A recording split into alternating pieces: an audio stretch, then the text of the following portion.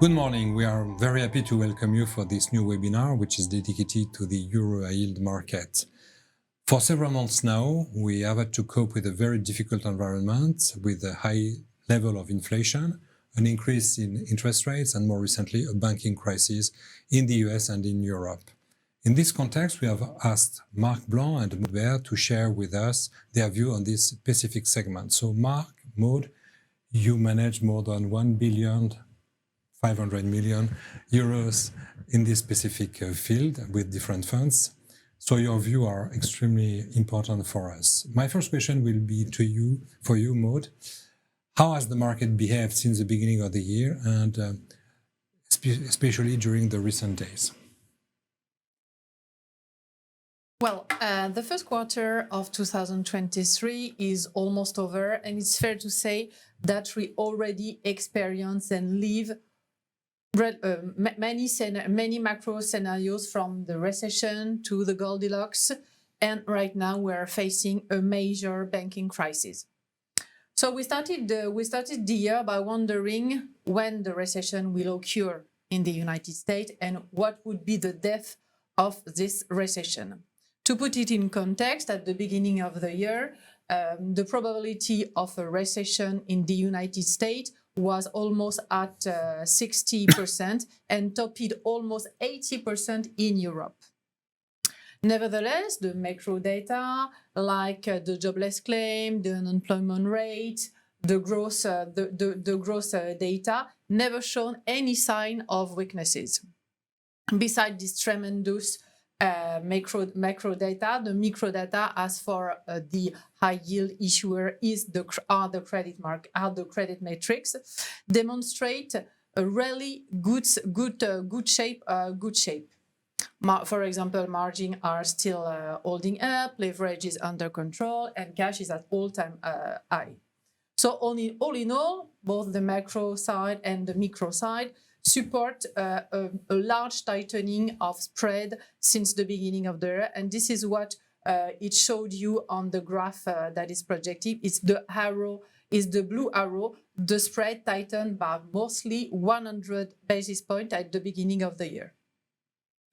At the peak of this Goldilocks scenario, the European high yield market has had a performance that more than 4%. But a week ago, Silicon Valley Bank and Credit Suisse have upset the apple cart, and by remember everyone that a bank crisis can fall over in a major systemic crisis in almost 1 week or even in few hours.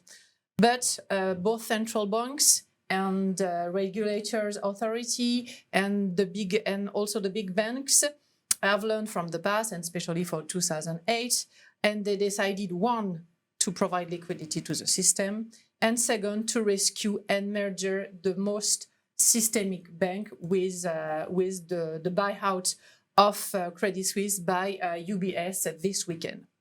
As of today, we can say that the breakup circuit has succeeded, but as you can see on the chart also, the spread of the high yield market has really suffered since 2 weeks, and the spread are now widened by 150 basis points and erased almost 3% of performance since the beginning of the year. You can also imagine that on the financial part of the market, whereas the COCO and the IT1, the picture is even bleaker than for the high yield market. For example, the COCO index erased almost 16% since the beginning of the month, and the widening of the spread is more than 200 basis points on that asset classes. But Christophe, if I may, I feel I'm not running out time for this first question. I just want to remind everyone that a banking failure or a banking stress almost already released on a systemic and on a confident crisis. Whereas, if you've got a Chapter 11 on a corporate bond or a corporate issuer, this cannot derail all the financial system. And this is why we chosen 15 years ago, when we launched the fund, to invest to invest only on corporate high yield, and we exclude all the financial part of the market. Yeah, thank you, Paul. So, in this context, are the euro yield corporate fundamentals strong enough to bear the volatility you described? Well, Christophe, you are right, and in that troubled market, we have to take a breath and to have a look in the depth of the credit metrics. So the credit market, the major credit metrics for the high yield bond are for sure the leverage ratio, and this is what we are showing you on that graph. Where do we stand regarding the leverage ratio right now? You can see that the COVID crisis has really damaged the leverage ratio, and we top up almost at the all-time high the leverage ratio in the high yield market. We top up at 6 at a multiple or more than six. With the reopening of the economy, with the fact that the worldwide consumer decided to spend all the COVID saving, this ratio has come down, and now we are on a better shape than before the COVID crisis. But right now, where are we in that inflation world in the context of a major banking crisis? Frankly, Marc and I were really surprised by the resilience of the high yield corporate metrics in that inflationary environment. High yield CEO and CFO did an incredible job since 12 months. They were able to pass through to the final consumer, to their clients, almost all the inflation cost.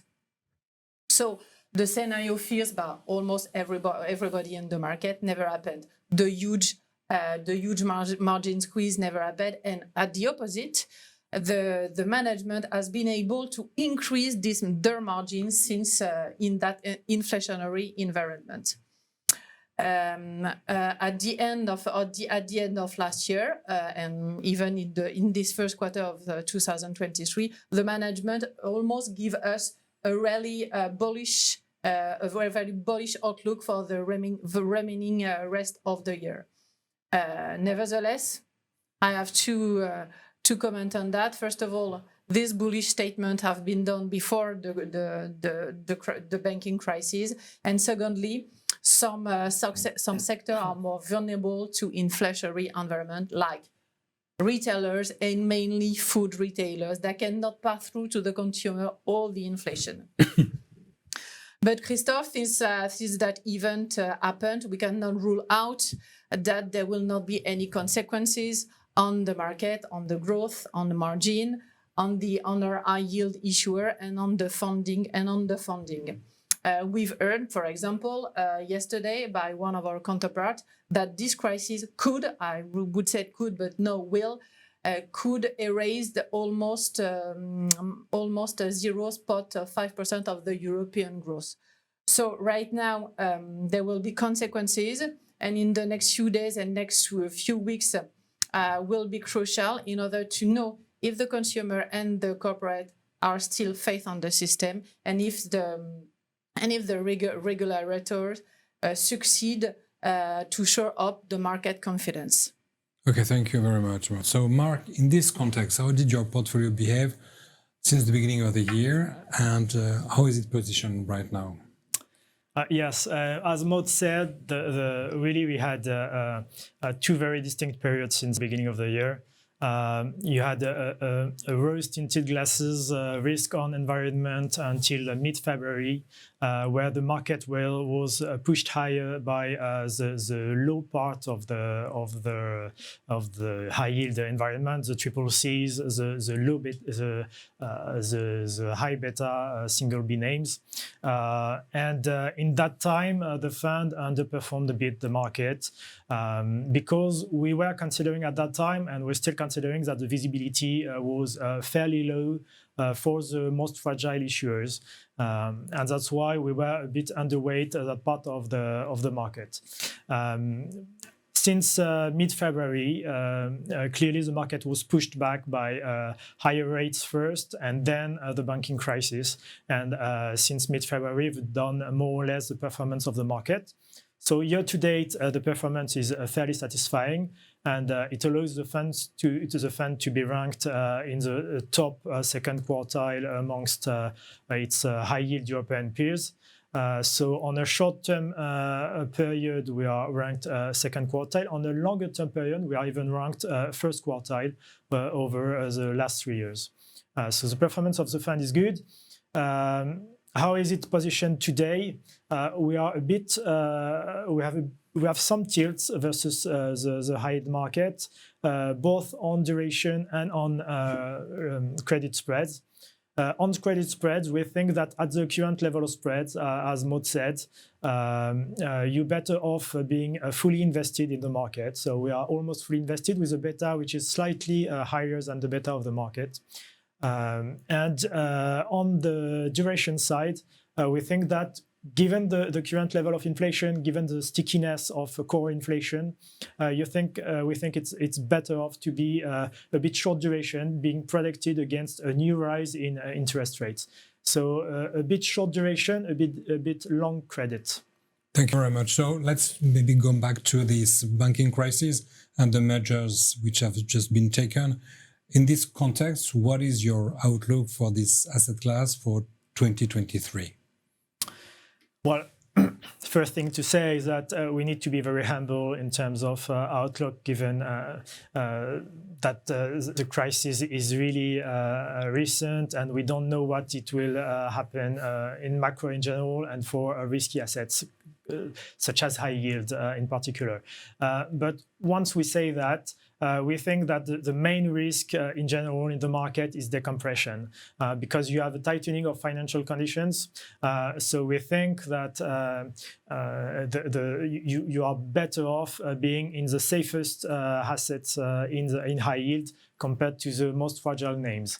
And all the market is expecting, and us as well, is expecting a rise in default rates. We are coming from 2 years of almost no default because you had support from governments, and we expect default rates to reach their medium-term average around 3-4%, maybe a bit above 4%. So clearly the most fragile part of high yield will face default rates, will face tightening of financial conditions. So it's a part of the market that you want to avoid. Now that we say that, clearly the carry of the market is good. It's at 8%, almost 8%. It's historically on any standard attractive. The spreads currently are around 600 basis points.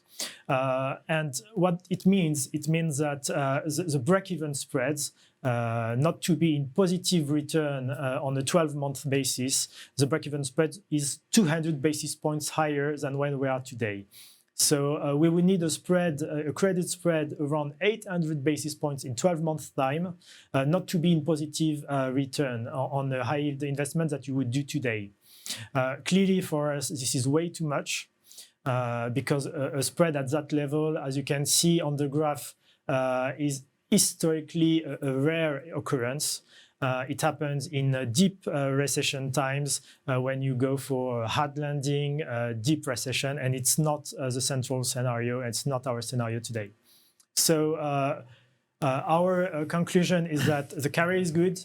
You need to be invested in the market, and you want to be on the safest part of the market. You don't want to go for a bit of additional yield for a much bigger risk. Yes, a risk of default. So you go be invested in high yield is a good time to be in the market, and through a strong bias to the double Bs, which are the safest place. Defensive names. Exactly. Thank you very much, Marc, and thank you very much, Maud. So please do not hesitate to revert to us for any further questions. Our next webinar will be dedicated to biodiversity, and we will discuss this topic with our SRI team on April the 20th. Thank you very much.